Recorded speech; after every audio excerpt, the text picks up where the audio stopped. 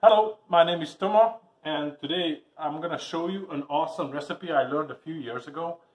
It works great with super lean meat. I have a piece of venison today, and it works with all kind of different cuts of the deer. You could use beef, I guess, anything that's lean, red meat. It has a lot of vegetables, meat, some seasoning, and super easy to make, and it tastes delicious. Ingredients, what you need for this soup is the meat. I'm gonna use today 3 pounds of lean meat, 2 green bell peppers, a white onion, big one, and then I really like, any kind of potato would work, but I really like this variety kind. I don't know, this is 2 pounds. Seasoning, I'm gonna show you as we go, and water. First step, I froze the deer because it's easier to clean and process meat in general if it's cold. So this is barely thawing out, and this is the shank again. So I tear out muscle groups. I don't just cut things willy-nilly. So this is one piece that I tore out. I separate the muscle, the tissues, and then I start slicing it, lengthwise like this, so you get a nice little sliver. And what I like to do is, separate the meat again, break it down even further, try to trim off every piece of fat that you have. So picky eaters, just like my wife, is gonna eat that. So once if I get to the point where I can't break down the meat even further, I'm gonna start cutting. So you can see this one has some fat. I like to remove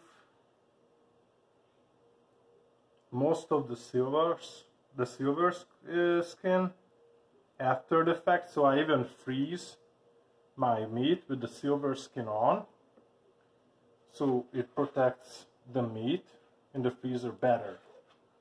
And then once I'm ready to process, I remove the silver skin. So every little piece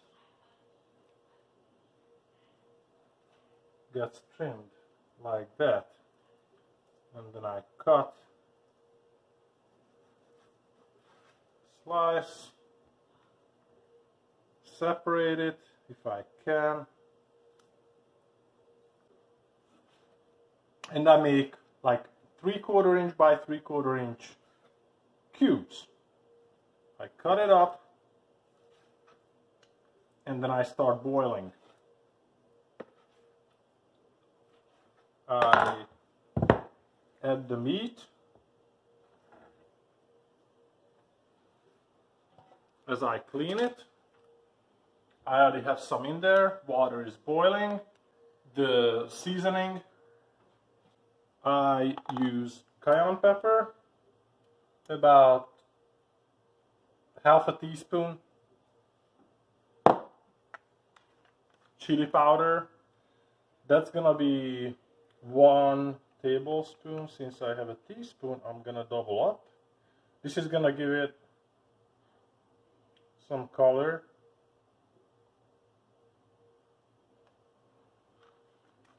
And then paprika, about 1 teaspoon. Today we have hot Hungarian paprika. And then, to add a little bit of extra taste, I also like to add this stuff, about 2 teaspoons. And then what you do, you slow cook this. You slow cook the meat for a few hours. It has to be almost tender enough to eat. Once we get to that point, I'm going to show you what to do next. The way I cut the onion is this. Cut it in half, and then I do quarters, 4 or 8, and then what I do, I cut about 3/4 inch by 3/4 inch squares. That's what I want. With the pepper, that's how I like to clean these, to get the most out of it. Cut it in half. You go in and you cut the stem around, rip it out, clean these out, put it in the back so all the seeds fall out, and the same thing, you quarter it like so, and then you cut them to squares, same way how we did the onion.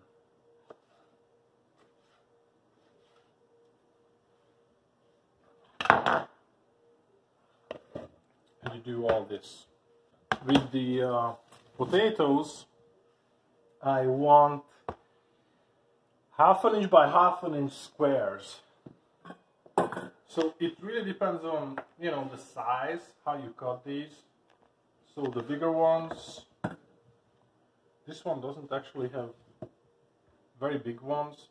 I usually cut them 3 times, so I get 8 pieces, 8 cubes. With these smaller ones, I just quarter them, you know, 2 cuts. Super simple. And what I like to do is I usually prepare this, especially the potatoes, right at the beginning when I start cooking, because I like to soak them to clean them out. You don't have to do that, but it's gonna have better taste if you soak them for a few hours. So while the meat is cooked, you cut these, you put water on them, you submerge it, and then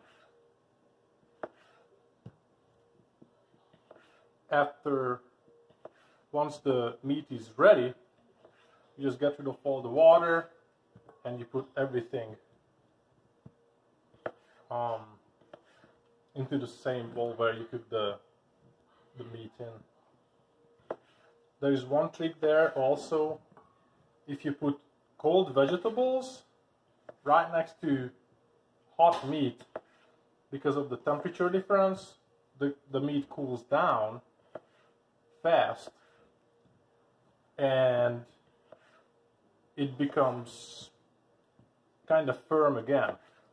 So again, you don't have to do it if you don't want to, but sometimes if I want good taste and tender meat, I actually cook the vegetables separately, and you know, once they heat up, I just take all the vegetables out from that and from one pot and put it in the same one where the meat is. You don't have to if you don't want to, but I think it has slightly it keeps the meat tender. We have these nicely cut into 1/2 inch cubes or whatever, and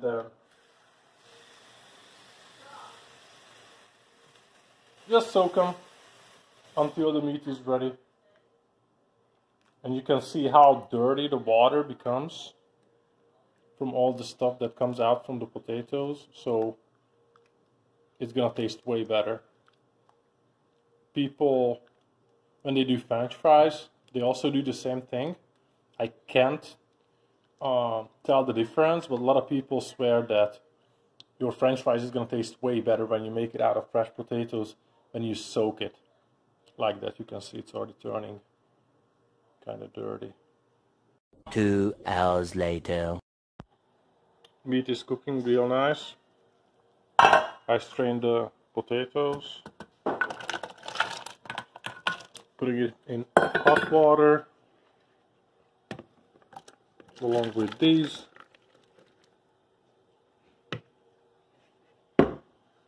And let it warm up. Takes about 10 minutes.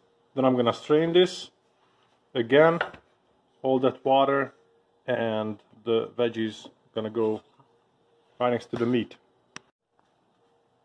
This one just started boiling. There's the meat. So we're gonna strain this one and add all that to the meat.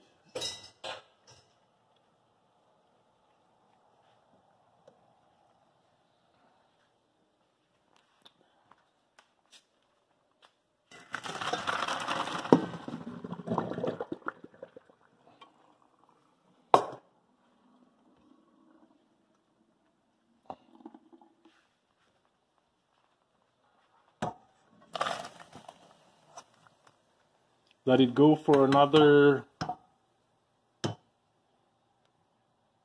10 minutes or so until the potatoes become all soft. And I'm going to show you the result.